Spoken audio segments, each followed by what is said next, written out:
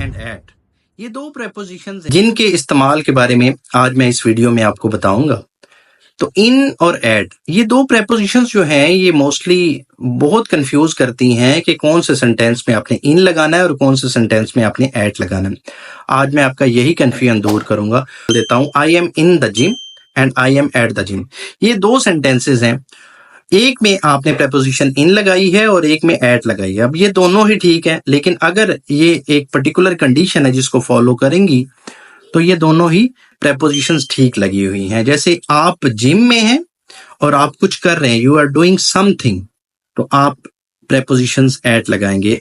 Means कि आप gym में हैं और आप वर्कआउट कर रहे हैं, तो आप कहेंगे जी I am at the gym. इसी तरह आप जिम में हैं but you are not doing any workout, तो फिर आप क्या लगाएंगे जी, इन, तो आप कहेंगे जी I am in the gym because you are doing nothing. If you are doing something then you would put the preposition at, and if you are doing nothing then you would put preposition in that sentence. एक और example ले लेते हैं, you are in a hospital and you are buying some medicine, तो आप preposition लगाएंगे at। और अगर आप हॉस्पिटल में हैं और आप कुछ भी नहीं कर रहे तो आप फारिग बैठे हैं तो आप इन लगाएंगे।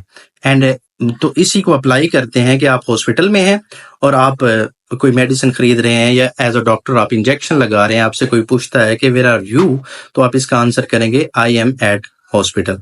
और अगर आप हॉस्पिटल में हैं and you are doing nothing and someone asks where are you, तो आप कहेंगे जी कि I am in the hospital. तो ये है जी, इसका इस्तेमाल बहुत ही आसान है। आप इस कॉन्सेप्ट को माइंड में रखें और इन और एट प्रेपोजिशन का इस्तेमाल कीजिए। थैंक यू सो मच, बहुत शुक्रिया जी।